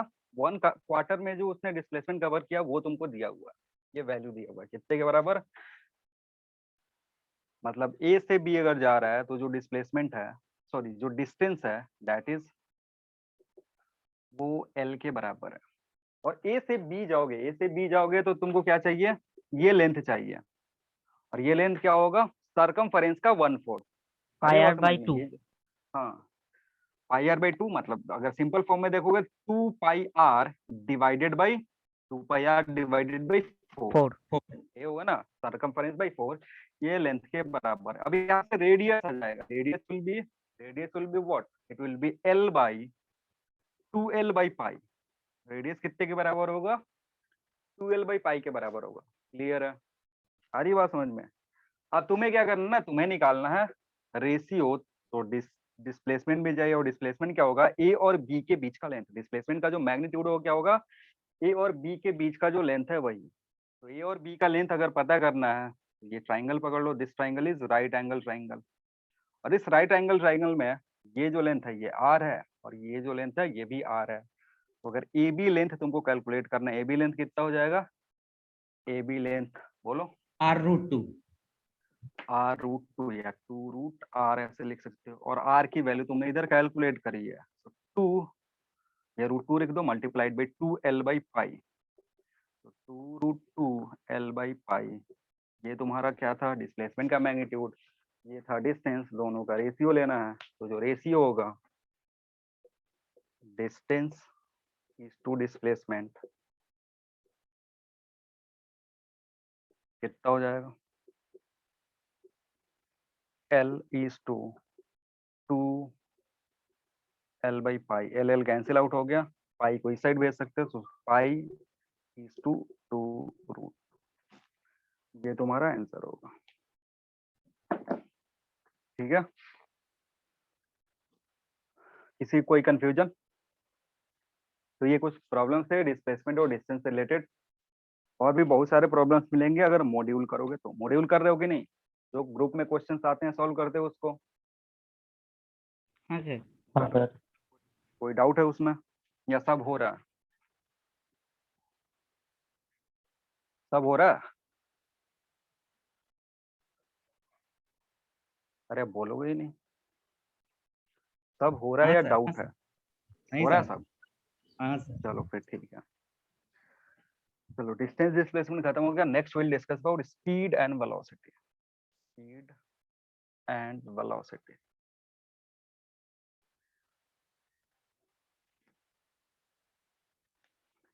ठीक है, अभी स्पीड वेलोसिटी की बात क्यों है, जैसे क्या हुआ कि दो रेस करने वाले थे, उनके पास दो पाथ अवेलेबल था जिसका दोनों का लेंथ मान लो सेम था। जैसे ये 5 मीटर का है, ये भी कितने का है, 5 मीटर का है। तो एक जो था एथलीट, एक जो एथलीट था इसको 10 सेकेंड में कवर करो, हाइपोथेटिकल है। और दूसरा जो एथलीट था इसको 2 सेकेंड में कवर करा। ठीक है, सारी बात समझ में। तो यहाँ पे अगर ध्यान से देखोगे तो डिस्टेंस क्या है, सेम है, डिस्टेंस सेम है, लेकिन जो टाइम है दोनों के लिए क्या है, अलग अलग आ रहा है। तो अगर इन दोनों को कंपेयर करना है तो कैसे कंपेयर करोगे, उसके लिए हमें एक फिजिकल क्वांटिटी लाना पड़ा जिसको हम क्या बोलते हैं, स्पीड या वेलोसिटी बोलते हैं। ठीक है, तो हमें क्या करना है, इस बार हम देखते हैं जो पोजीशन में चेंज हो रहा है वो टाइम के रेस्पेक्ट में किस तरीके से हो रहा है, यानी rate of change of position with respect to time देखेंगे, या फिर उसको जो डिस्टेंस कवर्ड है उसको पर यूनिट टाइम देखेंगे। सारी बात समझ में। तो लिखना, स्पीड और वेलोसिटी में सबसे पहले हम स्पीड डिस्कस करेंगे, उसके बाद वेलोसिटी डिस्कस करेंगे। तो फर्स्ट हेडिंग जो तुम्हारा होगा स्पीड वेलोसिटी के अंदर, दैट इज सब हेडिंग है तुम्हारा स्पीड। लिखना इसमें अगेन पॉइंट वाइज लिखेंगे। फर्स्ट पॉइंट लिखना, speed is defined as speed is defined as distance covered by a particle in 1 second. Distance covered by a particle in 1 second. Speed क्या होता है, distance covered by a particle in 1 second. 1 second में जो particle distance cover करते हैं उसको speed बोलते हैं। ठीक है, दूसरा पॉइंट लिखेंगे, it is also a scalar quantity.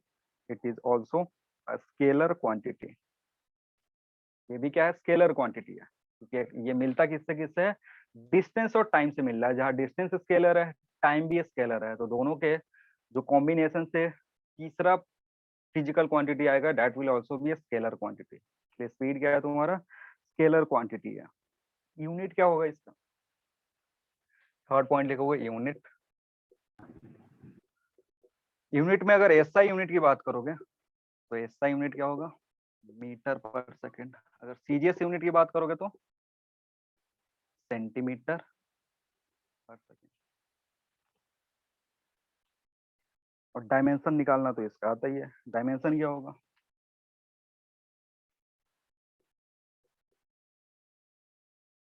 अब जितने भी फिजिकल क्वांटिटी हमें पूरे फिजिक्स में दिखेंगे उसके डायमेंशन देखते चलेंगे क्या क्या डायमेंशन होता है। अगर इसका डायमेंशनल फॉर्मूला लिखोगे तो it will B m0 l1 p-1। ये तुम्हारा डायमेंशनल फॉर्मूला है। अब बात करते हैं टाइप्स ऑफ स्पीड का। हमारे पास अलग अलग टाइप के स्पीड होते हैं, ठीक है। So your next heading is types of speed.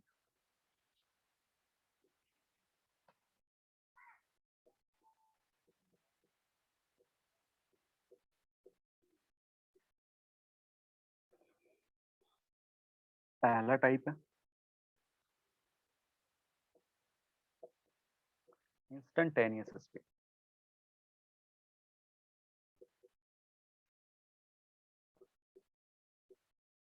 Second type is average speed.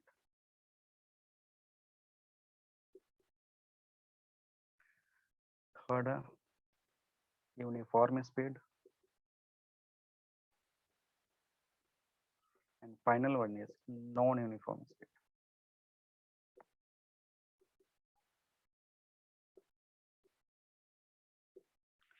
मतलब अगर तुमसे स्पीड पूछ रहा होगा तो क्या क्या पूछेगा? या तो इंस्टेंटेनियस स्पीड पूछ सकता है या फिर एवरेज स्पीड पूछ सकता है। और अगर स्पीड टाइम के साथ चेंज होने लगता है तो उसको नॉन यूनिफॉर्म बोलते हैं, और टाइम के साथ कांस्टेंट रहता है तो उसको यूनिफॉर्म बोलते हैं। तो एक एक करके इन चारों को डिस्कस करेंगे।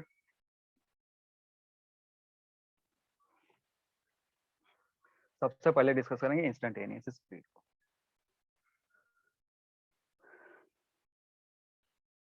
अब समझना है क्या बोल रहे हैं। देखो, अगर कोई भी ड्राइविंग कर रहा है, जैसे कार ड्राइव कर रहा है या बाइक ड्राइव कर रहा है, पर्टिकुलर कोई आदमी पीछे बैठा हुआ है, ठीक है। तो ड्राइवर से अगर पूछता है कि भाई कितने की स्पीड पे जा रहे हो, तो क्या करता है? स्पीडोमीटर देखता है, एक वैल्यू बताता है। वो क्या वैल्यू बताएगा?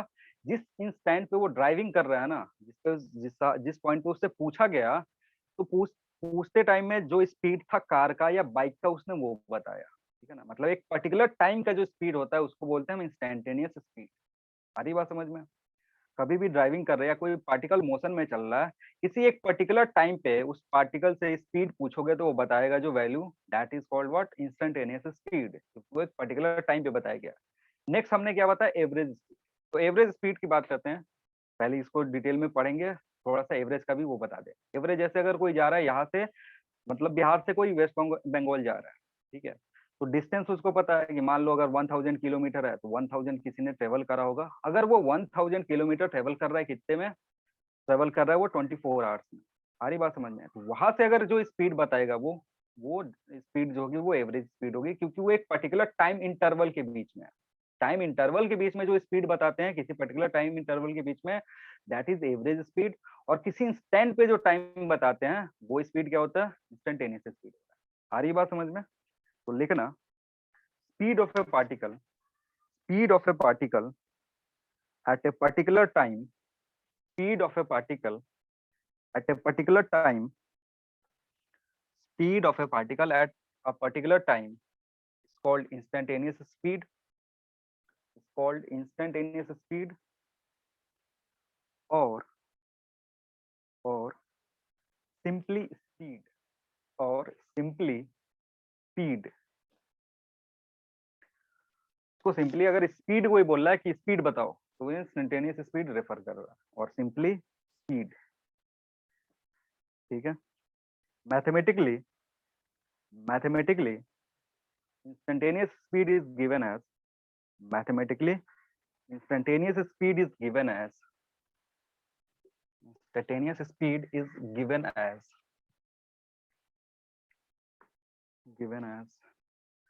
d is equal to ds by dt।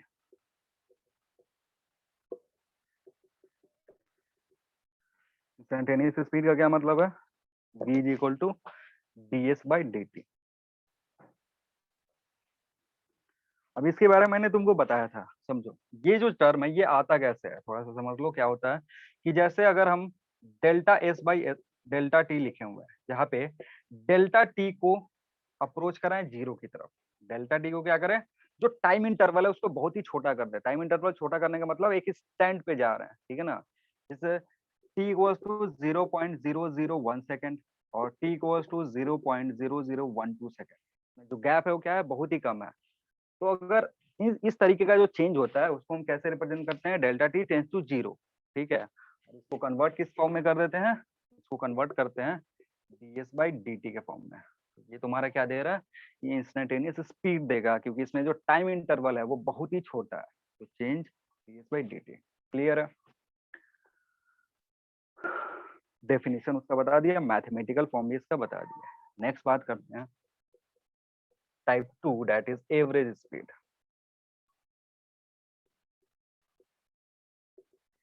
Average speed क्या होता है, लिखना,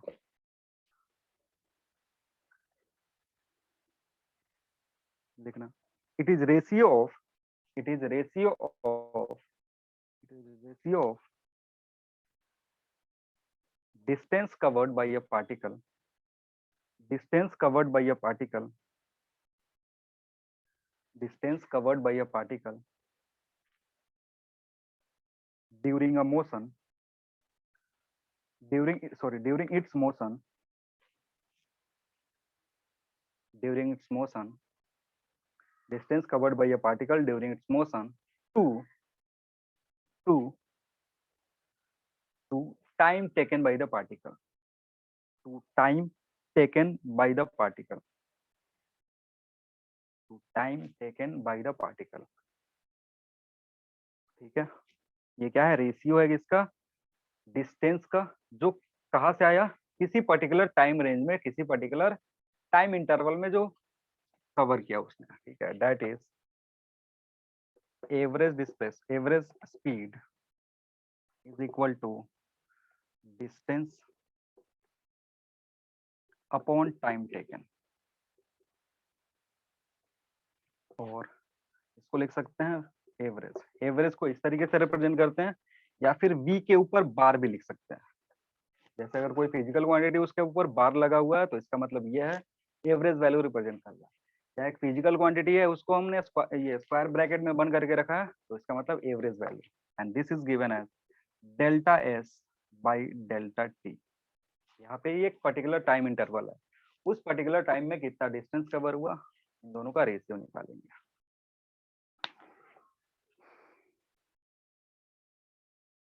हो गया। और चूंकि स्पीड एक स्केलर क्वांटिटी है, डायरेक्शन बताने की जरूरत नहीं है, मैग्नीट्यूड बस बताना होता है। नेक्स्ट लिखेंगे, third one is average speed, sorry second था एवरेज, थर्ड था यूनिफॉर्म स्पीड। यूनिफॉर्म स्पीड क्या क्या क्या बोल रहा हूँ सर बोलता हूँ कि वो जो आपने ब्रैकेट में भी लिखा उसका मतलब क्या एवरेज स्पीड? हाँ, इसका ये रिप्रेजेंटेशन करने का मतलब है एवरेज स्पीड, ये या फिर ये दोनों का क्या मतलब होता है, एवरेज स्पीड, ठीक है ना। किसी भी फिजिकल क्वांटिटी को ऐसे ब्रैकेट में बंद कर दिया हो या फिर इस तरीके से लिखा गया, ये सिंबल है, एवरेज का सिंबल है ये, ठीक है। नेक्स्ट है uniform speed.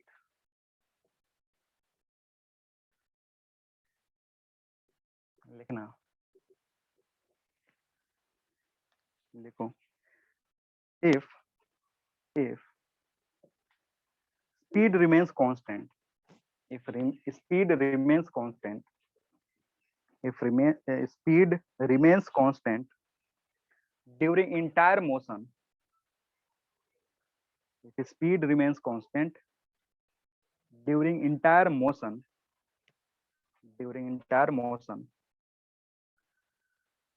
given body is said, then given body is said, then the given body is said,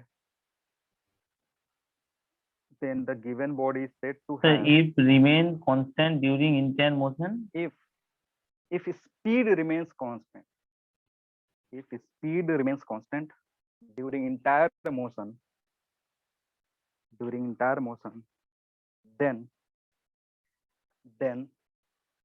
the given body is said to have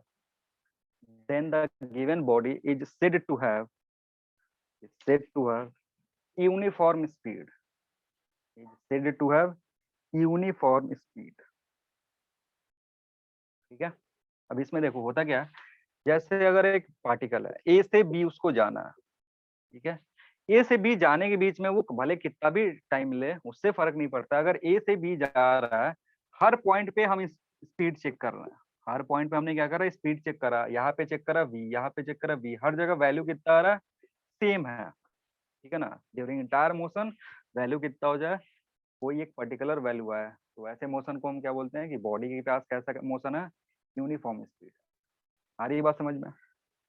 और इसकी प्रॉपर्टी क्या है कि इस केस में ये जो कंडीशन यूनिफॉर्म स्पीड का, यहाँ पे एवरेज स्पीड और इंस्टेंटेनियस स्पीड सेम रहता है।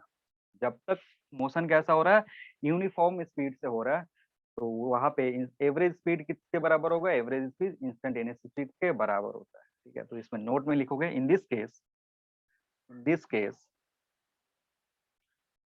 एवरेज स्पीड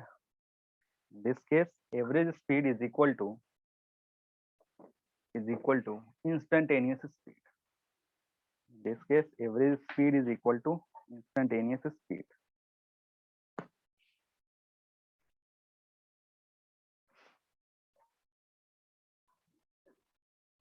Next लिखेंगे final one, D, non-uniform speed. तो अगर यूनिफॉर्म स्पीड समझ गए हो तो नॉन यूनिफॉर्म खुद से लिख सकते हो। नॉन यूनिफॉर्म में क्या होगा, पार्टिकल का जो स्पीड है वो क्या होगा, अलग पॉइंट पे अलग अलग वैरी करेगा, ठीक है ना, अलग अलग पॉइंट पे अलग अलग स्पीड हो सकता है, ठीक है। तो लिखो during motion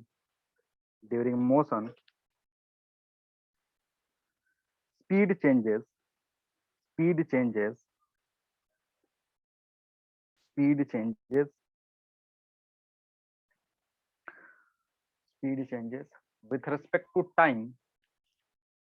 respect to time or with respect to position. Speed changes with respect to time or with respect to position. Then body is said to have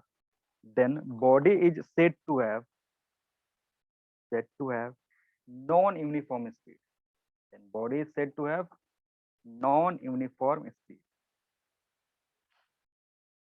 ठीक है, अगर अलग अलग पॉइंट पे अलग अलग स्पीड होगा तो उस टाइप के मोशन को हम क्या बोलेंगे, नॉन यूनिफॉर्म स्पीड बोलेंगे, ठीक है।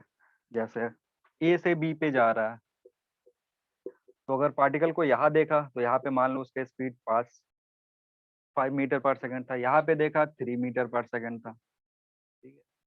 जैसे रियल लाइफ में जो मोशन होता है वो जनरली क्या होता है, नॉन यूनिफॉर्म स्पीड से होता है, भले वो किसी भी चीज का मोशन ले लो। ऐसा नहीं कि कोई भी चीज है वो कांस्टेंट एक स्पीड पे से स्टार्ट हुआ और इसी स्पीड पे जा करके अपना मतलब मोशन कंप्लीट कर ले। इंटायर मोशन कंप्लीट करने के लिए जो रियल लाइफ में मोशन होता है वो कैसा होता है, नॉन यूनिफॉर्म होता है। जैसे अगर कोई बाइक ड्राइव कर रहा है तो जहाँ पे भीड़ भाड़ होता है वहां पे वो स्लो करता है भीड़ के अकॉर्डिंग, या फिर अगर रोड क्लियर है तो एक पर्टिकुलर स्पीड से चलाता है। आ रही बात समझ में, मतलब अलग अलग पॉइंट में इंटायर मोशन में स्पीड चेंज होते रहता है। इस टाइप का मोशन कैसा है, नॉन यूनिफॉर्म स्पीड है, ठीक है। और इस केस में जो तुम्हारा एवरेज स्पीड है उसकी वैल्यू इंस्टेंटेनियस स्पीड से अलग होगी। क्लियर है, ये तुम्हारा स्पीड से रिलेटेड बात था, उसका टाइप मैंने डिस्कस कर दिया, average speed instantaneous speed discuss कर दी। तो चलो एक प्रॉब्लम करते हैं, लिखना distance covered by a particle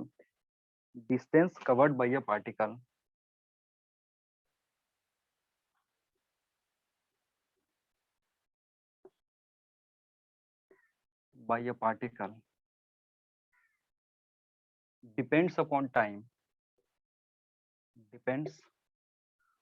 time as s equals to 2t plus 4t square. Distance covered by a particle depends upon time as s equals to 2t plus 4t square. Then find instantaneous speed.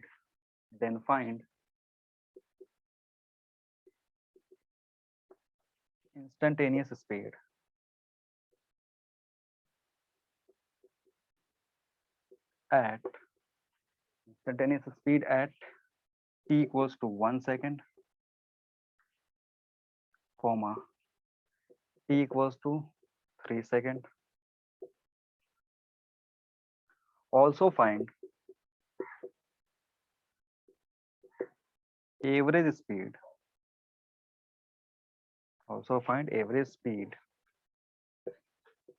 Between time interval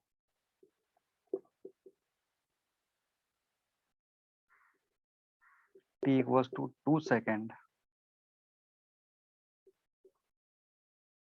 and t equals to 5 second.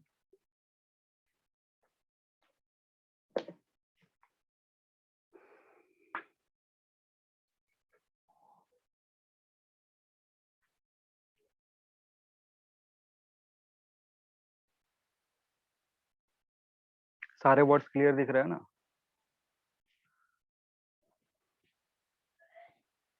जहां पे नहीं दिखे बोल देना, repeat कर दो।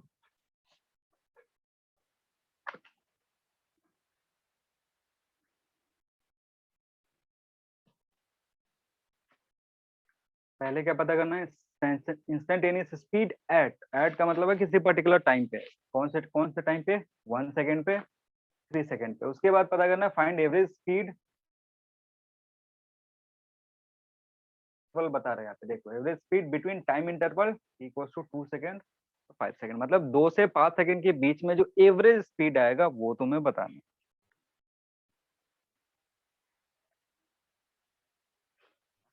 हटा दे इसको।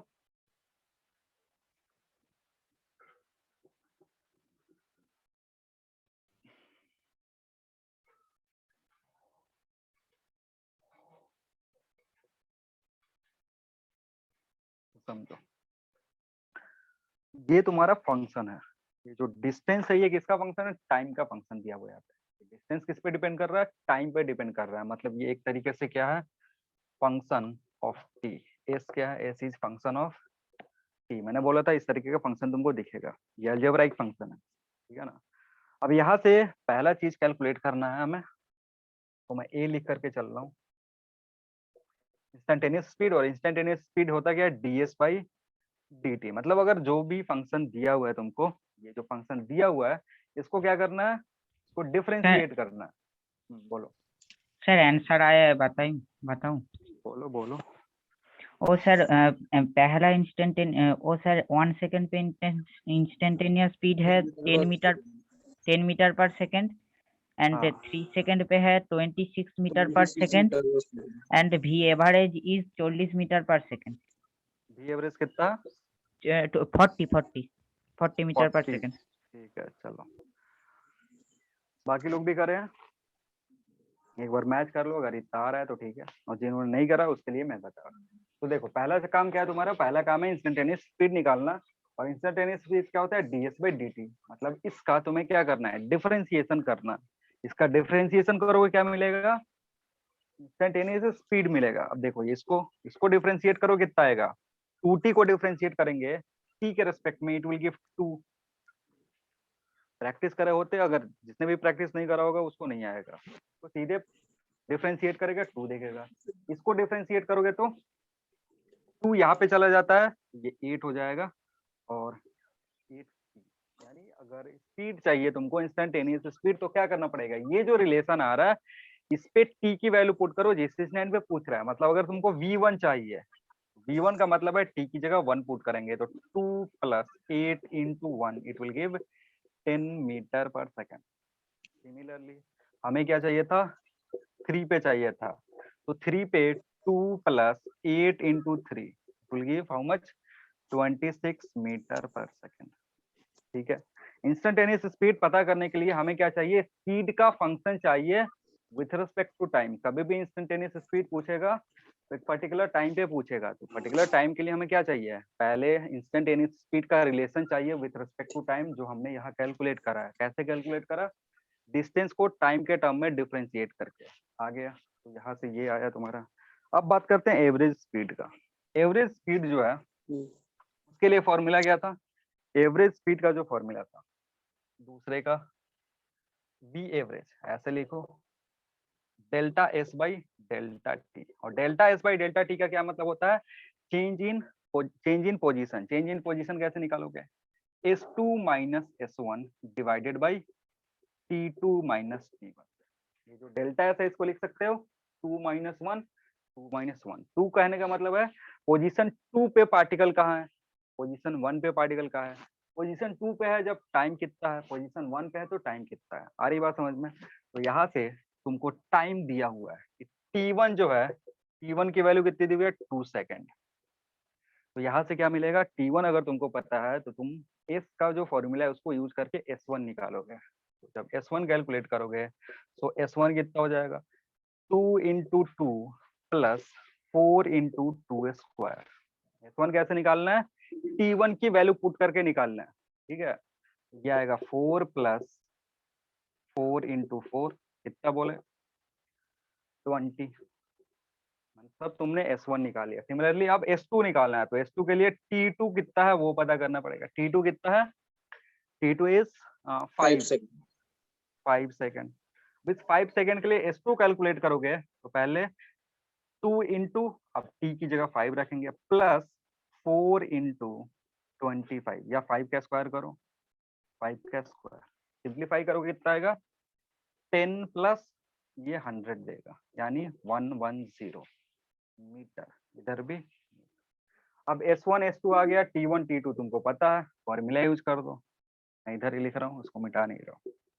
तो यहाँ से जो V एवरेज होगा इट विल बी 110 माइनस कितना 20 डिवाइडेड बाय T2 कितना था 5 माइनस 2, सिंप्लीफाई करो कितना आएगा,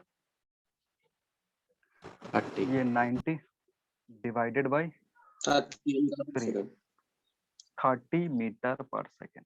मतलब जो एवरेज स्पीड है कौन से इंटरवल के बीच में, 2 और 5 के बीच में कितना देगा, 30 मीटर पर सेकेंड। जिसने 40 लाया उसने क्या गलती करा, एक बार चेक कर लो। सर मैंने वो कितना? डिस्टेंस एडिशन कर दिया था। डिस्टेंस एडिशन मतलब इन दोनों को ऐड कर दिया था। हाँ इन दोनों को ऐड करोगे तो भी कितना आएगा, 130 डिवाइडेड बाई 3, फिर भी 40 तो नहीं आएगा। ये 110 तुम्हारा आया था, ये वैल्यू तुमने S2 कैलकुलेट करा था तुमने, हाँ सर, वो दोनों सेम आया था। दोनों सेम आया था, फिर भी कैसे आ गया। अच्छा इसको भी ऐड करा था क्या तुम, नहीं सर, मेरे वो समेशन में भी गलती हुआ और वो अच्छा मल्टीप्लिकेशन अच्छा में भी गलती हुई। ठीक ठीक कोई ना। तो जब भी इंस्टेंटेनियस स्पीड पूछेगा तो हमें क्या निकालना है, भी as a function of time निकालना है, जिस इंस्टेंट पे पूछेगा वो पुट कर देंगे। और एवरेज पूछेगा तो एवरेज का फॉर्मूला ये होता है, distance covered divided by time interval. तो डिस्टेंस कवर्ड कैसे निकालोगे, डेल्टा एस से delta S S2 minus S1 और delta T T2 minus T1, ये टोटल टाइम यहाँ से कैलकुलेट करेंगे, वैल्यू हो जाएगा। अब यहाँ पे क्या है ना, कुछ बच्चे गलती करते हैं, एवरेज स्पीड पूछता है टाइम इंटरवल में, तो देखना एक थोड़ा कॉमन मिस्टेक है वो होता है बच्चों से। देखो बच्चे क्या करते हैं, जैसे यहाँ पे दिया होता है T equals to 2 and T equals to 5 के बीच में एवरेज स्पीड निकालना था, तो करते क्या है, एवरेज स्पीड निकालने के लिए फॉर्मूला यूज करते हैं V1 प्लस V2 बाई 2। ये फॉर्मूला यूज कर देते हैं बच्चे। कैसे, इस टाइम पे और इस टाइम पे कैलकुलेट करके दोनों को ऐड करके डिवाइड कर देते हैं, जैसे मैं करता हूँ। जो भी हमने इंस्टेंटेनियस स्पीड का फॉर्मूला निकाला तो कितना आया था, 2 प्लस, एक बार बोलना कितना आया, 80 आया था। तो अगर इसको कैलकुलेट करोगे 2 प्लस 16 18 आएगा। ठीक है, दूसरा अगर कैलकुलेट करोगे ये मान लो V1 है, V2 अगर कैलकुलेट करोगे it will B 2 into 8 into 5, ये कितना देगा 42 देगा, ठीक है ना। अब इसको आ रहा है सिंप्लीफाई 30 करोगे, आ रहा है 30 आ रहा है, हम्म, तो इसको 30 आ ऐड रहा है। करोगे प्लस 42 डिवाइडेड बाई कितना 2, कितना आया ये 30 आया। तो ये जस्ट एक कोइंसिडेंस है कि ये यहाँ पे मैच कर गया। मोस्ट ऑफ द केसेस में ये मैच नहीं कर रहा है, जरूरी नहीं है कि हमेशा ये 30 ही आए, ठीक है, वो अलग टाइम इंटरवल लेकर के देख सकते हो। होता क्या है कि मैंने बोला था कि एवरेज स्पीड जो होगा, एवरेज स्पीड का जो डेफिनेशन है वो क्या है, एवरेज स्पीड का डेफिनेशन है distance upon total time taken. तो हम वहां से सोचेंगे, ये जो हमने कैलकुलेट करा ना, ये जस्ट एक कोइंसिडेंस है कि मैच कर गया, तुम्हारा 30 मीटर पर सेकंड आ गया, लेकिन हर बार ये नहीं आएगा, ठीक है। तो ये एक कॉमन मिस्टेक होता है, बच्चे जनरली जैसे ही एवरेज स्पीड पूछेगा क्या करते हैं, एवरेज स्पीड के लिए ये formula V1 + V2 divided by 2 कर देते हैं। ऐसे नहीं करेंगे, क्योंकि ऐसे करने से मोस्ट ऑफ द केस जैसे होता क्या है ना, कि अगर 5 सवाल कर रहे हो तो मे बी 2 सवाल में इससे करेक्ट हो सकता है, बाकी का 3 सवाल में गलत भी हो सकता है, वो समझेंगे अभी और आगे इसको एक्सटेंड करेंगे। तो एवरेज स्पीड का जब भी प्रॉब्लम पूछेगा तो उसको सॉल्व करते टाइम थोड़ा सा ध्यान देंगे, ठीक है, थोड़ा सा ध्यान दोगे तब जाकर के वो सही हो जाएगा। कब ये सही होगा कब गलत होगा वो बताएंगे। आ रही बात समझ में। तो वी एवरेज तुमने निकाला, वी एवरेज आ गया 30, ठीक है ना, उससे सॉल्व करके चलेंगे। स्पीड खत्म हो गया तुम्हारा, स्पीड से रिलेटेड एक प्रॉब्लम कर दिया। नेक्स्ट क्लास में हम डिस्कस करेंगे वेलोसिटी के बारे में, ठीक है। आवाज नहीं आ रहा तुम्हारा, कट गया। वो सर ओ कब होगा, वो क्या कब होगा? वो नेक्स्ट क्लास में। V1 ना, V1 + V2/2। हाँ, वो डिस्कस करेंगे। V1 + V2/2 कब करेक्ट होता है, किस टाइप के प्रॉब्लम के लिए वो हमेशा करेक्ट होगा, और किस टाइप के लिए प्रॉब्लम के लिए वो गलत हो जाएगा, वो डिस्कस करेंगे हम अगले क्लास में। जब वेलोसिटी पढ़ लेंगे, वेलोसिटी से रिलेटेड एवरेज स्पीड के बारे में एक अलग से टॉपिक ही पूरा पढ़ेंगे कि एवरेज स्पीड कब किस फॉर्म में रहेगा, तो हम डायरेक्टली मैथमेटिकल एवरेज यूज कर सकते हैं, किस फॉर्म में मैथमेटिकल एवरेज यूज नहीं कर सकते हैं।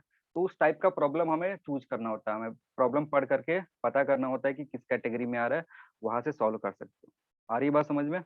ओके। चलो, किसी को डाउट है और कुछ पिछले क्लास से या इस क्लास से? नहीं है? मॉड्यूल जो भेजा गया कर रहे हो ना, सबको करना है, ऐसा नहीं कि कुछ लोग बैठ के मजे कर रहे होंगे। तैयारी कर रहे हो, अगर कंपटीशन का तैयारी कर रहे हो तो स्टार्टिंग से सीरियस होना पड़ता है। ऐसा नहीं कि सर एग्जाम अभी नहीं है, बहुत दिन बाद है, तो 2 साल बाद सीरियस होंगे। अभी से सीरियस रहो, टाइम से जो भी टीचर पढ़ा रहे हैं उनको फॉलो करो साथ साथ में। ऐसा नहीं कि टीचर पढ़ा रहे हैं अभी 5वां चैप्टर, तुम सॉल्व कर रहे हो तीसरे चैप्टर का, ठीक है ना। तुम्हें करना है, जैसे अगर मैं पढ़ा रहा हूँ 1D मोशन, तो तुम्हारे जो पिछला चैप्टर पढ़ाया हुआ वेक्टर, उसके सारे प्रॉब्लम हो जाने चाहिए, उससे रिलेटेड जो डाउट हो गए वो क्लास में पूछ सकते हो, ठीक है ना। चलो फिर, थैंक यू एवरीवन, मिलते हैं नेक्स्ट क्लास में।